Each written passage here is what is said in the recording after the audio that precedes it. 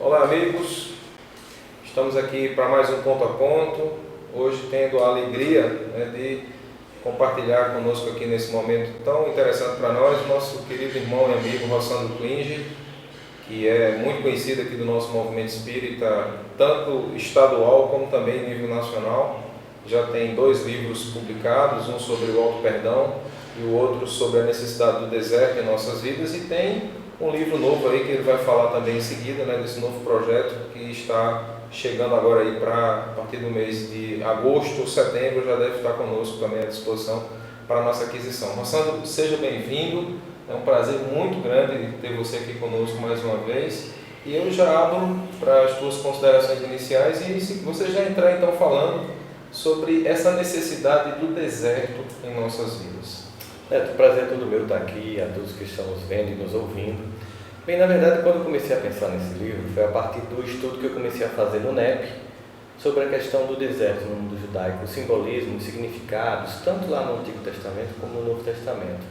A partir dali eu imaginei que também significaria um símbolo psicológico dos muitos momentos que a vida faz com que a gente se sinta num deserto. Quando a gente perde alguém, quando a gente se separa, quando a gente não consegue um sonho, quando a gente não passa naquele concurso, ou quando a vida nos obriga, por várias circunstâncias, a se sentir só.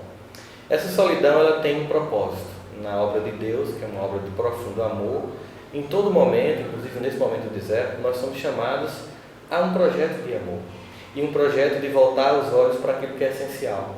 O deserto tem vários significados, entre eles nós podemos citar alguns deles. Por exemplo, no deserto eu não tenho ninguém para apontar como culpado, então eu não tenho para onde apontar a mão só pode ser apontada para mim mesmo. É um momento em que eu posso finalmente refletir sobre qual é a minha responsabilidade sobre tudo que está me acontecendo. É muito comum, no psiquismo de fuga, a gente projetar nos outros aquilo que é uma responsabilidade nossa. E a condição do deserto nesse momento é muito exemplar, porque como não tem ninguém para eu apontar, eu não posso culpar os outros, só cabe refletir sobre as minhas próprias responsabilidades.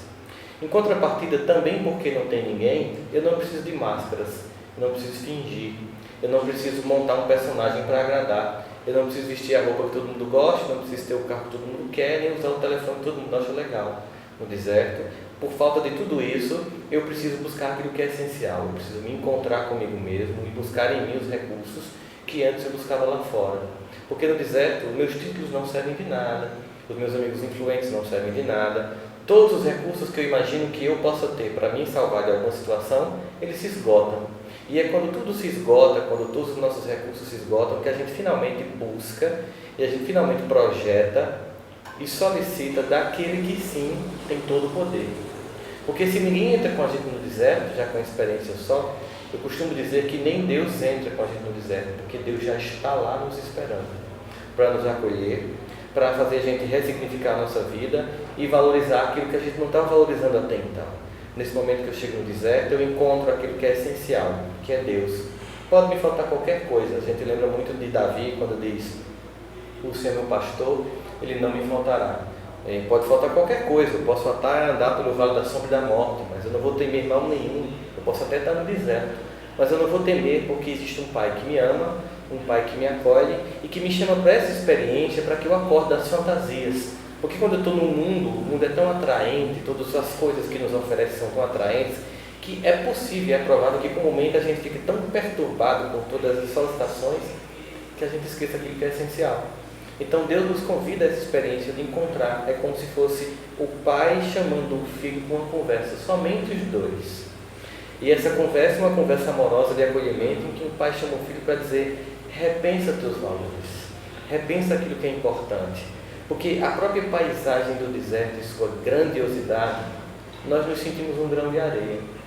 E é muito irônico, porque embora no deserto o ser humano pareça nada, é justamente porque esse ser humano que parece nada na imensidão do deserto é filho de um Deus que é tudo, que nós ao mesmo tempo nos vemos nada e ao mesmo tempo nos enxergamos como tudo, uma vez que somos filhos de um Deus que nos ama e que não nos vê como uma poeira, não importa que a gente se sinta assim, mas nós temos uma identidade única, Deus nos fez de um jeito único e espera que a gente entenda e compreenda a importância disso, para que a gente sinta a experiência do deserto como algo que nos renove, como algo que nos chama a atenção para aquilo que é essencial. Nesse deserto, nós temos aí uma investigação maior de Deus. Ele consegue entrar com muito mais profundidade em nós, porque nós permitimos essa experiência. A gente fica tão desprovido como uma criança recém-nascida, tão necessitada desse amor de Deus, que aí a gente começa a sentir o quanto ele, como também Davi, se espantava no Salmo 139, se não me engano, quando ele diz: Senhor, eu sei que tu me sondas, sei que me conheces, e quando estou em pé, deitado, mesmo quando faltam em mim palavras, conheces o meu pensamento. Porque certamente na experiência do deserto, pode ser que em algum momento a gente não tenha nem o que dizer mais. A gente fique tão desgastado, a gente esteja tão descrente em certa medida de algumas coisas que a gente achava que era interessante, que a gente fica em silêncio. E esse é um silêncio importante, porque no deserto é um lugar de se ouvir mais do que de se falar. É um lugar não mais de pedir, mas de se ouvir esse Pai que ama e que quer falar ao nosso coração. Por isso que a experiência do deserto ela é importante em vários sentidos para nós simbolicamente, desde o povo judeu até o próprio Cristo e as nossas experiências presentes. O deserto, sim, também é um lugar apenas de passagem. Ninguém vai para o deserto para ficar. É um lugar para a gente passar para aprender novos significados. Mas também é um símbolo das etapas da vida. Quando nós vemos, por exemplo, que Deus promete ao povo judeu que tiraria aquele povo da escravidão do Egito para a terra prometida, muitos desistem desse sonho ou temem que isso não se realize porque entram no deserto.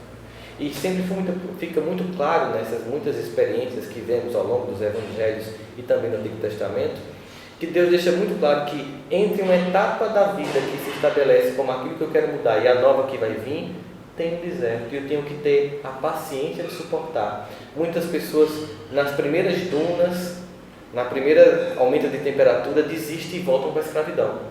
E não conseguem ultrapassar aquela etapa para chegar à chamada Terra Prometida. Deus promete que tira você de um ponto para o outro, mas deixa claro que a gente passa por experiências de transformação. E o deserto assim é, simbolicamente, esse grande forno que faz com que aquele vaso antigo, que não serve mais para receber o conteúdo do amor, ele se refaça, ele se reconstrua como um vaso novo, para finalmente, na outra ponta, merecer tudo que existe como promessa, terra prometida, como um indivíduo que se transforma, ou como um indivíduo que se autodescobre, que faz a chamada reforma íntima e sai uma nova criatura. Muito bem. Você está acompanhando aqui conosco, ponto a ponto. Nós estamos hoje tendo a alegria de receber o nosso amigo, irmão Rossandro Klinge, e estamos batendo um papo aqui sobre a necessidade do deserto em nossas vidas. Nessa segunda abordagem, Rossandro, eu queria que você falasse sobre aquele movimento de Paulo, quando ele vai ao deserto, naquele contexto da caminhada, e também pudesse abordar um pouco sobre essa questão daqueles 40 dias que se coloca, né, que Jesus então foi ao deserto, simbolicamente o que é que representa esse contexto, vendo a saída de Paulo ao deserto e em seguida fazendo uma análise nessa realidade do Cristo. Eu vou começar invertendo a resposta, vou começar falando sobre o simbolismo dos 40 dias. Na verdade, a gente tem os 40 anos do povo judeu saindo do Egito para a Terra Prometida, os 40 dias de Jesus. Certamente isso é um estudo que está muito mais a ver com um estudo mais profundo em Midrash, e você faz essa pergunta com mais propriedade à irmã Aila, ao Severino Celestino, ao Haroldo, que vão explicar de forma mais clara sobre o símbolo dos 40. Eu não vou me deter nisso porque exigiria um tempo maior de análise, mas é só para a gente ter uma ideia hoje que quando a gente analisa os estudos teológicos feitos sobre essas experiências, se diz muito mais que não necessariamente aquilo foi um fato que ocorreu, mas é um simbolismo teológico. Ou seja, que não necessariamente o Cristo foi a um deserto, mas que simbolicamente aquilo representa os muitos momentos em que nós estamos numa condição de deserto. Isso teólogos das várias vertentes do cristianismo, tanto católicos como evangélicos, deixam muito claro hoje em dia que provavelmente foi muito mais um simbolismo do que um decurso factual dos eventos. Então, como simbolismo, nós podemos entender como uma parábola, como a gente tem a parábola do bom samaritano, em todas as parábolas que têm um ensino profundo e que nos chama a atenção para elementos psicológicos mais impactantes sobre nossas vidas. Então, a experiência de Paulo nos faz entender isso melhor, né? Paulo enquanto aquele que vai ao deserto depois de encontrar Jesus, porque ele era antes Saulo de Tarso, um homem que perseguia os cristãos, embora fosse um judeu que esperasse a vinda do Messias, que entendia que o Messias havia de vir, e como todo o seu povo suportou até aquele momento, quase 2 décadas, aliás, quase 20 profetas, se eu não me engano 16 profetas até aquela época, testemunhavam a vinda do Messias. Paulo sabia que seu povo suportou durante milênios escravidão, exploração, destruição do templo, com uma promessa de que o Messias viria, no caso ainda Saulo. E de repente, esse homem vem, ele é de fato a manifestação do amor de Deus materialmente na terra. Saulo não tem a oportunidade de o conhecer ainda vivo. E quando ele chega, tem as impressões da passagem de Jesus, mas ele, muito preso à sua forma, o seu formalismo farisaico, a sua forma mais material da religiosidade do que da forma mais espiritual, ele entra em conflito com aqueles que seguem Jesus, porque eles começam a desconstruir o modo religioso muito mais aparente do que essencial. E Paulo começa a perseguir aqueles que vão de encontro àquilo que ele acredita. Até que ele encontra em Damasco, na entrada de Damasco, o próprio Cristo. Não temos muito detalhe de como é que ele percebeu que Jesus era o Messias, mas talvez o eco da voz de Jesus, para aquele homem que buscava o Messias, representou para ele uma verdade inquestionável, e ele percebe que sim, que naquele momento ele estava equivocado e que ele estava perseguindo aquele que ele passou a vida buscando, como todo o seu povo, milênios esperando, que era o Messias, que era a manifestação do amor de Deus na terra, o esplendor do amor de Deus no doce Rabi da Galileia. Naquele momento, Paulo, se fosse uma pessoa como nós, teria entrado num processo de destruição psicológica, com culpa ou com justificativa, se culpando porque estava errando ou se justificando porque estava errando. Ele não perde tempo com isso, ele parte imediatamente para a transformação, por isso que ali seria um exemplo perfeito de conversão, porque ele pergunta: o que é que eu faço agora? Tipo assim, tá bom, eu tenho errado até aqui, eu não quero mais perder tempo, nem me culpando, nem me justificando. Eu quero simplesmente me transformar. E Jesus só disse que ele entre na cidade, que tudo mais será dito. Mas, sobretudo, a gente sabe as narrativas lá de Atos dos Apóstolos, sobretudo na obra Paulo e Estevão, a narrativa mais detalhada de que ele vai com uma experiência de quase 3 anos no deserto. E aí é esse momento que a gente tem o deserto como um outro símbolo. É um símbolo de desconstrução de uma identidade antiga para uma identidade nova. Nesse momento, eu deixo de ser aquele ser do passado para ser o ser que vou me tornar. O processo de conversão não é imediato, apenas porque ele encontra Jesus. Ele precisa se desidentificar da velha criatura que ele é. A gente pega o mesmo exemplo quando os judeus saem do Egito, eles precisam para o deserto para se desidentificar da cultura egípcia, do politeísmo egípcio, do misticismo egípcio, para recuperar a identidade do povo judeu, de um povo que acreditava num Deus único, que entendia que esperava o Messias. Assim, Paulo também vai para o deserto, para que ele se desidentifique da velha criatura. A vida também nos convida muitas vezes a isso. Quando a gente resolve, por exemplo, deixar de beber, os velhos amigos não dão mais certo, porque não são nossos amigos, na verdade são nossos companheiros de álcool. Portanto, a gente precisa se desidentificar dessas pessoas. Quando a gente muda de comportamento, quando a gente quer construir novas virtudes, quando a gente quer construir novas características, aquelas anteriores já não servem mais. E aí a gente fica num período que é esse deserto, é um hiato entre a velha criatura que não serve mais e a nova criatura que não está pronta. E a gente fica numa certa angústia emocional, porque nem aquele antigo homem está mais servindo para mim, nem o novo está pronto. Muitas pessoas ficam tão angustiadas que preferem voltar ao ponto inicial e voltam a ser a velha criatura.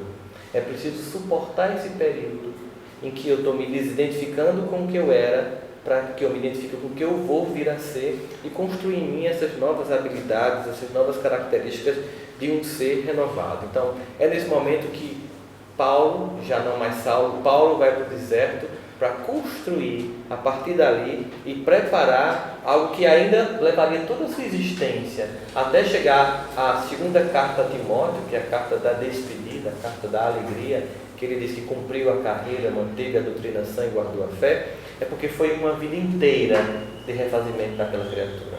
Então os desertos eles vão sempre existir, nós vamos sempre visitar para que esse novo se construa. E ainda dentro desse contexto, Sandro, uma abordagem que você fez inclusive no seminário recente, falando sobre a questão do oásis, né? Ele mostra que mesmo no deserto nós podemos encontrar os oásis que nos aparecem.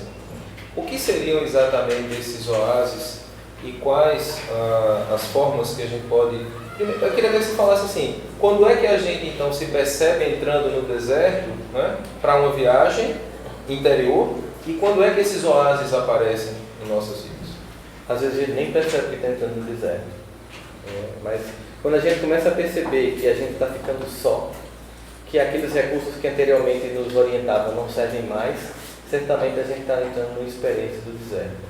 Esses oásis, eles podem representar, sobretudo, pessoas que lá no meio desse aparentemente nada, se apresentam para nós como um momento de refrigério. Esses oásis são pessoas ou circunstâncias que apenas vão nos acolher temporariamente, mas não vão fazer por nós a tarefa de transformação. É alguém que te acolhe, alguém que te escuta, alguém que te entrega o ombro, mas que sabe que você precisa passar por aquelas etapas. Não é alguém que vai facilitar para você, é alguém que vai lhe fortificar para que você faça. Então, certamente, no campo da experiência espiritual, nós sabemos que muitas vezes nós não podemos, às vezes você está num processo de tanta solidão, e talvez não apareça ninguém para te ajudar. E talvez as pessoas que você conhece percam a crença em você antes de você mesmo, de um modo tal que você fica tão desacreditado que ninguém se aproxima para te ajudar, às vezes apenas para te acusar, para te pisar. No momento que você cai, muitas vezes poucos te levantam, às vezes muitos querem terminar e te esmagar. Mas é nesse momento que Deus se apresenta.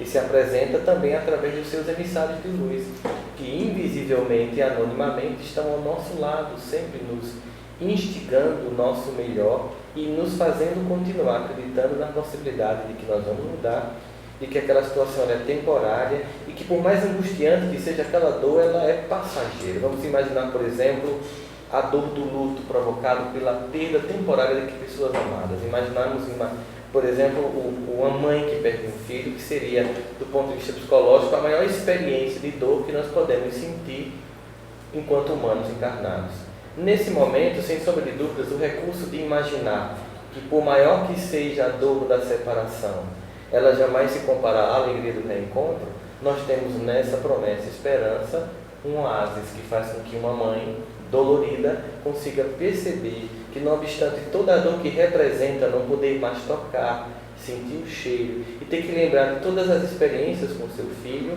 a certeza desse reencontro é um oásis de bênção que vai garantir que ela suporte, para que ela possa entender no futuro o porquê desses acontecimentos. Também acontece quando nós nos separamos de alguém, seja o fim de um namoro, de uma amizade, de um relacionamento. Nós estamos diante de uma experiência que ela pode, no primeiro momento, de forma infantil, ser sentida como um lamento pelo meu abandono, porque você me abandonou, porque você me deixou. Mas se nós passarmos dessa fase de queixa para uma fase mais madura, nós vamos nos perguntar qual foi a minha participação para que aquela relação não tivesse mais sentido. E, ao mesmo tempo, não ficar num lamento dos erros que eu cometi para que aquilo não funcionasse mais. Mas entender o seguinte, que a vida é assim, as pessoas chegam e as pessoas vão, e o que eu tenho que aprender com quem se foi é aquilo que eu não devo repetir nos próximos relacionamentos. Porque se eu fico ou me queixando do outro, ou me queixando de mim, eu não aprendo naquela experiência para as próximas relações que virão. Sempre o oásis se apresenta quando o deserto ganha significado como processo de aprendizado. Quando eu entendo que aquilo não é um capricho sádico da natureza de Deus, que não é sádico, mas de um Deus que muito ama e que entende que muitas vezes essa experiência é necessária para que eu configure os valores essenciais e construa uma vida sob novos patamares. Talvez até ali eu vinha vivendo uma vida a reboque, num piloto automático, sem refletir sobre meus gestos, sobre a forma como me comporto e como eu convivo e vivo comigo e com os outros. E essa experiência faz com que eu volte para aquilo que é essencial, para a minha capacidade de se amar, de me respeitar, e por isso mesmo essa experiência que eu vivo em mim poder ser transferida para o relacionamento com os demais, também respeitando e amando os outros.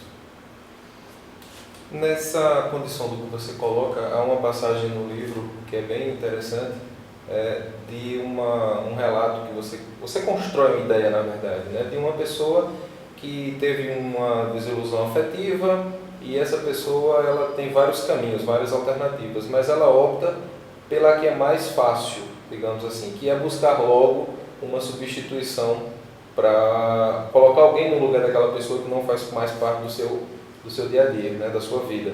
E ela termina gerando uma nova desilusão que pode virar aquilo que a gente chama uma bola de neve, né, com desilusões sucessivas. Nesse contexto, o que é que atrapalha então? O que é que pode atrapalhar, vamos dizer assim, a nossa viagem ao deserto? É justamente não querer ir para o deserto.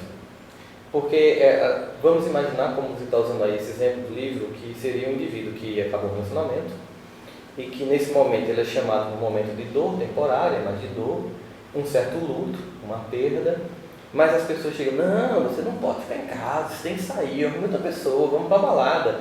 Ali você está, sabe, com a imunidade emocional baixa, é o momento de ficar em casa, se recolhendo, refletindo sobre o que você fez, o significado daquela relação, não pela fotografia dos momentos finais em que as pessoas se machucam, mas pelo filme de tudo que foi bom, quando se foi bom, quando se curtiu, quando se conheceu, e você analisar a relação não pela foto final, mas por toda a paisagem que você percebeu ao longo daquele relacionamento. Se você faz isso, você pode se reconfigurar e se reconstruir. Se não, você fica sem aprender porque deu errado, imediatamente se envolve com uma outra pessoa. Como você está carente, a probabilidade de se sintonizar com uma pessoa legal é mínima. A probabilidade é que você se sintonize com uma pessoa que ele faça sofrer ainda mais, porque você está carente e na carência os critérios de seleção são muito baixos. A gente pega qualquer pessoa para tamponar esse buraco da falta do outro ou da outra. E aí nesse momento a gente comete mais um equívoco. Eu não aprendi com o que eu vivi, eu repito o erro e ainda faço uma seleção pior. E aí eu faço, como você mesmo mencionou, uma bola de neve e muitas pessoas terminam desenvolvendo uma falsa crença de que são incompetentes emocionalmente. E aí as pessoas têm até as frases clássicas, né? Eu tenho um dedo podre. Eu só arrumo pessoas que não prestam. É porque no fundo, você não entendeu, naquele momento, que o deserto estava lhe chamando para se apaixonar por você. Quando você se apaixona por você, e quando você se ama, você passa a ter um sentimento essencial para os relacionamentos, que é respeito.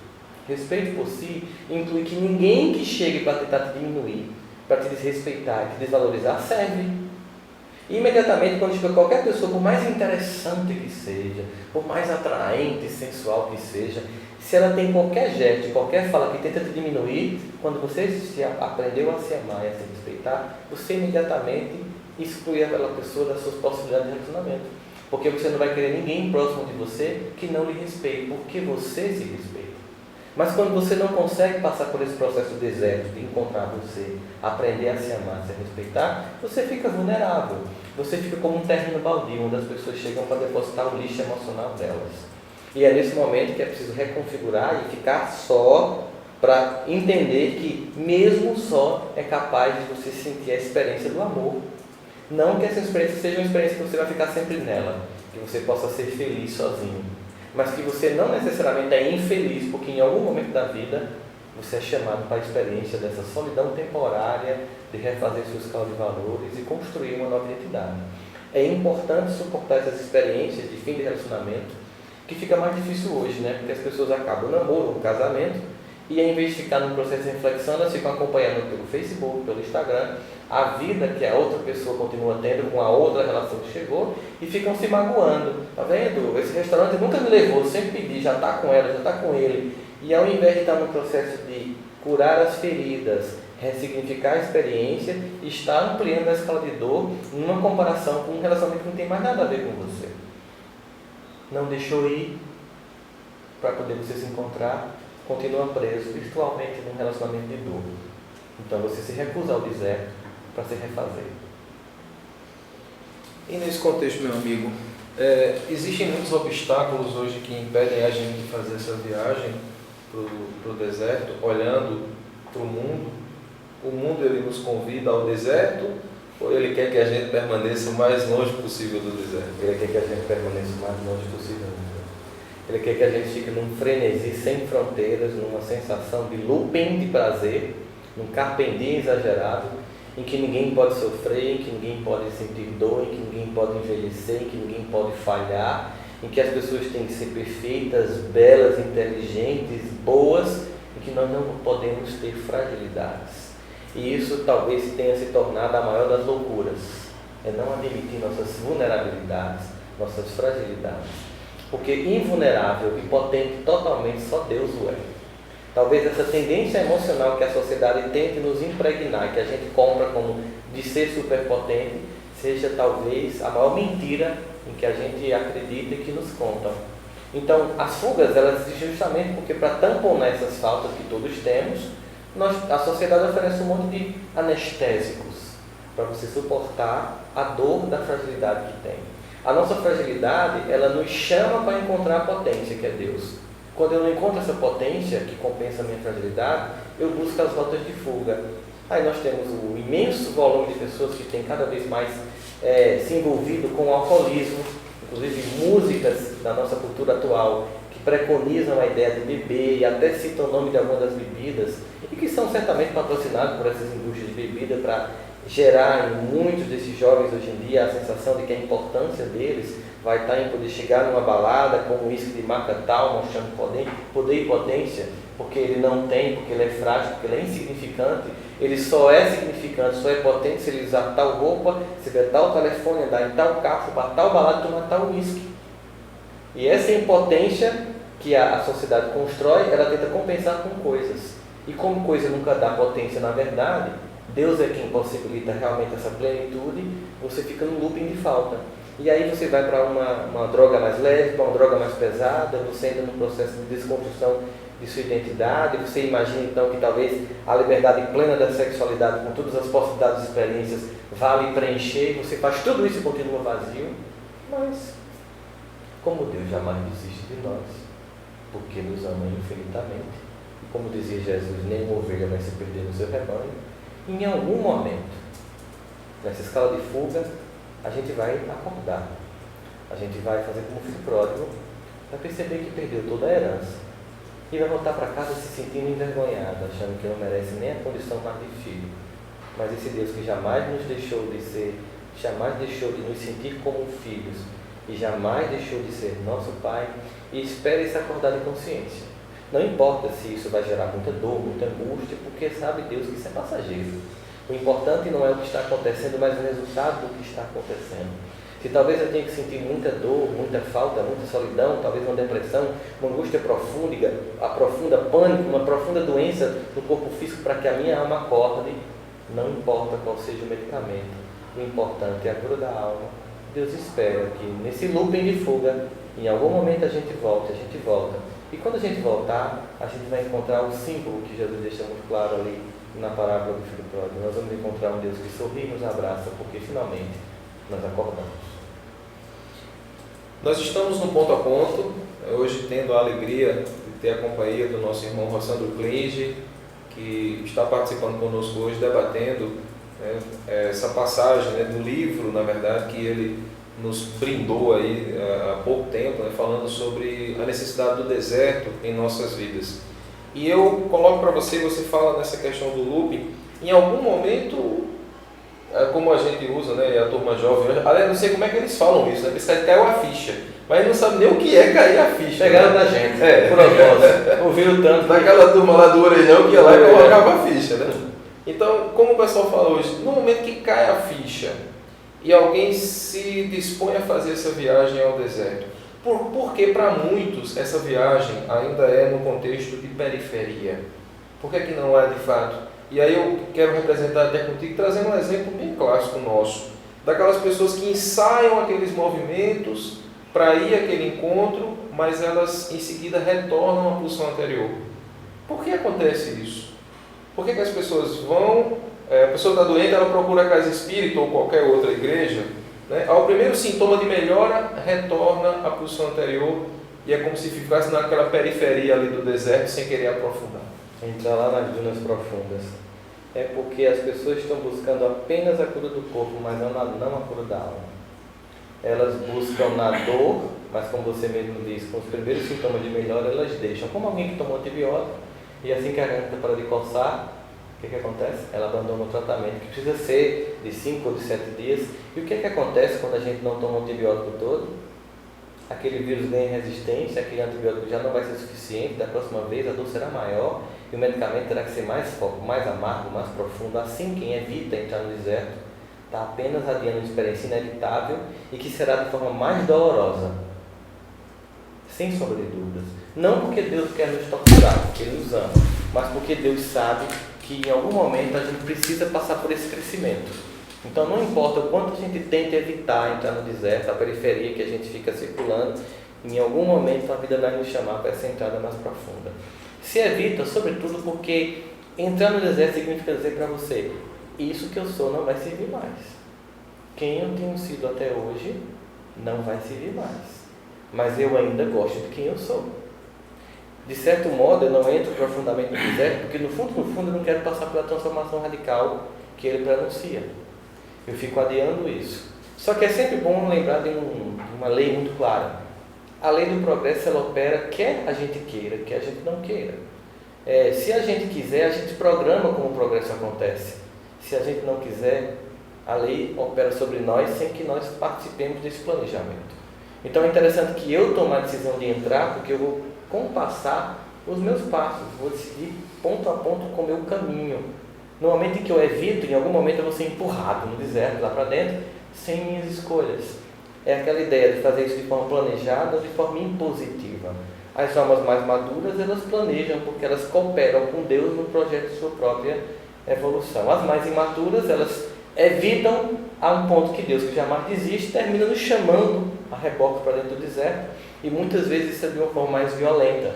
Às vezes aquele indivíduo passou a vida inteira fugindo de pensar sobre si mesmo, de repente está lá numa cama com um AVC, sem poder nem se mover, para ter a oportunidade que ele sempre se negou de refletir sobre a própria vida, de refletir sobre as próprias escolhas. É isso que você coloca, então, quando você fala daquela variação de temperaturas no deserto, que de manhã está 50 graus e à noite pode chegar a menos 10. Exatamente. Esse simbolismo de que a gente está, às vezes, no cume da temperatura alta e depois baixa, que aquela própria variante do deserto faz com que a gente tenha esses sentimentos que algumas pessoas acham até que são bipolares, né? Não, porque eu tenho tido alterações de humor, e na verdade é esse momento que o planeta passa por transições profundas que a gente vê claramente. Os capítulos da transição estão ficando cada vez mais nítidos para qualquer pessoa que observar a história humana recente, está ficando mais nítido os capítulos da transição. Então a gente também oscila, e essa oscilação ela faz parte da natureza do deserto e da natureza humana, como símbolo de alguém que oscila para que finalmente chegue a uma instabilidade, a uma homeostase. Mas até lá, idas e vindas, sobe e desce, emoções que vão e que vêm, euforias e tristezas, para que a gente entenda que a única coisa estável, aquele norte que continua sendo o nosso norte, estável, apesar de todas as tempestades de areia, Jesus sendo o nosso modelo e guia como um farol que aponta no meio de uma tempestade em que tudo parece não ter visibilidade, aquela luz que roda e passa dizendo, aqui tem um ponto de segurança. Quando eu percebo isso, finalmente caminho em direção a Ele, percebo que tenho que andar como Ele andava, né? Quando Ele dizia, vinde a mim, vós que estáis cansados, que eu vos aliviarei. Imagine essa experiência dentro de um deserto. Tudo que você ouve, que você quer ouvir é isso. Eu estou cansado, eu quero aliviar-me, então eu vou até você. Mas Ele disse, então aprenda comigo, que sou brando e pacífico de coração. Não é apenas uma ida em que Jesus vai resolver sua vida. É uma ida em que você, tendo Ele como modelo, vai começar a expressar o amor dele através dos seus gestos, e a paz finalmente vai chegar ao coração. Então nós temos a necessidade de periodicamente revisitar esse deserto, e é muito provável que cada ida nossa nova não será idêntica à ida anterior. Eu tenho certeza que nenhum vai ser igual. É como um livro que a gente lê, e toda vez que a gente lê, a gente encontra novas possibilidades, porque o nosso repertório emocional e intelectual ampliou, de modo que quando eu volto a ler aquele livro, eu percebo coisas que a minha maturidade anterior não percebia. Então toda vez que eu for ao deserto, eu vou para aprender mais, vou para amadurecer mais. Vai chegar um ponto que você vai desejar ir para o deserto. Você não vai nem esperar o convite. Você vai fazer essa entrada por saber tudo que se aprende lá. O deserto é sempre uma forma de você sair dessa grande ilusão do mundo e recuperar sua essência. Para se reconfigurar, voltar a continuar a sua batalha. E sempre que você começar a distorcer a realidade, você volta para essa experiência, para voltar para o que é essencial. Então, quando a gente entende isso, a gente às vezes até mesmo vai. Sabe as pessoas que vão, sei lá, o caminho de São Tiago de Compostela? Elas vão para uma experiência, digamos assim, de deserto em que elas mesmas propõem para si. Pessoa que de repente sai e deixa, eu vou passar um mês só, eu vou desligar celular, Wi-Fi, eu quero ficar comigo. É uma pessoa que resolveu só assim, sem um sofrimento específico que ela levou lá, passar por um período de reconfiguração de sua própria identidade. Quando a pessoa está mais madura, ela não espera o deserto, ela vai até ele. Porque ela já sabe que ali não é apenas aridez, ela sabe que ali é o encontro da verdade.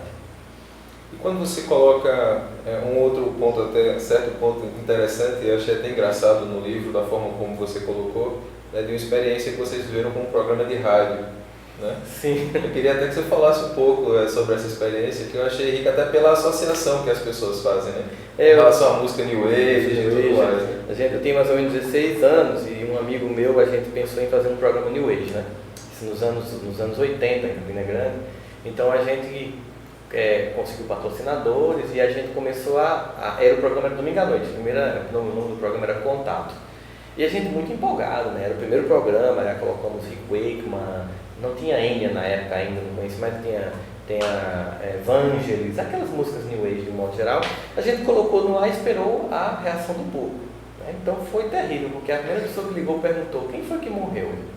Porque só se tocava música clássica na rádio, calma, se alguém tivesse, uma pessoa importante da cidade tivesse morrido. Então as pessoas têm a noção de que uma música que faz refletir, parece que tem pulsão de morte, que elas pensam na morte, não como uma música que leva a um silêncio, sem letra, sem batuque, sem efusividade, leva a um silêncio para reflexão. Então as pessoas fogem do deserto. Final de semana é um pequeno deserto. Mas o que as pessoas fazem? Elas entram numa euforia vazia na sexta, crente de que tudo vai acontecer, não acontece absolutamente nada do que elas esperavam com expectativa, e aí domingo vem o tédio. Por que o tédio? Porque eu não me permiti aquela experiência do hiato, da pausa. A ideia de descansar no sétimo dia é a ideia de um deserto em que eu, no fim de uma semana, de um ciclo de 7 dias, eu reservo um dia para o hiato, para o descanso, para o deserto, para a escuta. O que é que a gente transformou o final de semana no quê? No lugar onde as pessoas ficam mais efusivas, em que elas procuram mais rotas de fuga, e em vez do silêncio para se refazer, as pessoas se desgastam ainda mais e vão para mais barulho. Assim representou para mim também a experiência do programa, quando as pessoas imaginavam que era uma música que representava a morte e não um chamamento, uma reflexão.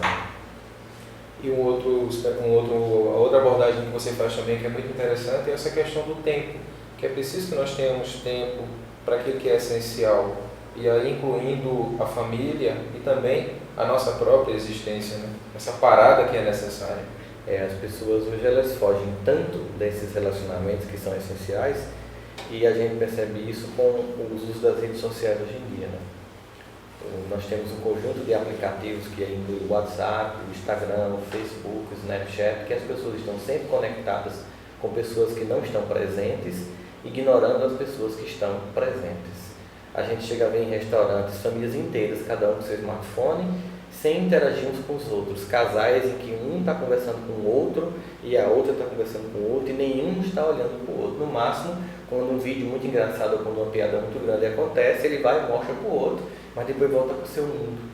Mas aí não é experiência de deserto, porque eu não estou aqui pensando em mim, eu estou numa fuga de mim mesmo. As redes sociais têm empobrecido os relacionamentos e têm evitado que a gente se reconecte com as pessoas reais. Certamente alguma coisa vai acontecer, certamente esse prejuízo vai gerar uma necessidade de reconexão, porque no fundo, por mais que a gente queira, é um mito alimentar a ilusão de que eu posso ser feliz sozinho. Eu preciso dos outros, preciso dessa experiência, e reconectar as pessoas ela é fundamental para mim, mas também é preciso reconectar comigo mesmo. É preciso essa experiência que eu possa provocar em mim de me encontrar, de silenciar. A gente observa, por exemplo, quando a justiça bloqueia o WhatsApp, como as pessoas ficam angustiadas, mas depois de um certo tempo, como tudo fica mais calmo, porque as pessoas não ficam num frenesi para olhar toda a mensagem que chega como se fosse importante, como se dissesse que o mundo estava para se acabar. A gente consegue perceber que é possível simplesmente desligar as tecnologias, desligar o Wi-Fi e nem por isso estar desconectado do mundo. Porque, obviamente, inclusive os estudos sobre meios de comunicação mostram que mesmo que você não esteja na internet, de modo algum vendo televisão, você termina sabendo o que está acontecendo. Então, é essa necessidade de reconfigurar. Com essas redes sociais, os aplicativos, que também tem lado positivo, não tem nada de demonizar isso, mas a gente tem ampliado a nossa experiência de fuga e diminuído a nossa necessidade de deserto. Isso é muito perigoso. Caminhando já para o final, né, desse nosso bate-papo aqui, extremamente agradável, eu gostaria de colocar para você, e que você falasse um pouco também, você abordou a parábola do filho pródigo. E nós temos alguns personagens nessa parábola que são muito ricos para uma análise. Como é que a gente poderia refletir acerca daquele, não do filho que voltou, mas do que não foi? Daquele que ficou ao lado do pai, mas não aceita a volta daquele que seria o seu irmão. Que postura seria essa, se nós formos analisar no contexto psicológico? É aquele que não quer fazer a viagem ao deserto, aquele que é antagônico ao que chega, ao que faz o caminho de volta, porque ele não se alegra como o pai se alegra. Qual seria uma interpretação possível para aquele irmão que ficou na companhia do pai? Aquele representa, psicologicamente, nós podemos projetar sobre esse personagem, o irmão que fica, vários sentimentos. O primeiro sentimento é o sentimento de inveja, porque ele, digamos assim, é aquele filho que fez tudo que o pai queria, né? Que obedeceu, e de repente aquele que desobedeceu é contemplado como uma festa. Então para ele é um sentimento não compreensível, porque ele vê com a visão de comparação, quando o pai vê com a visão de amor.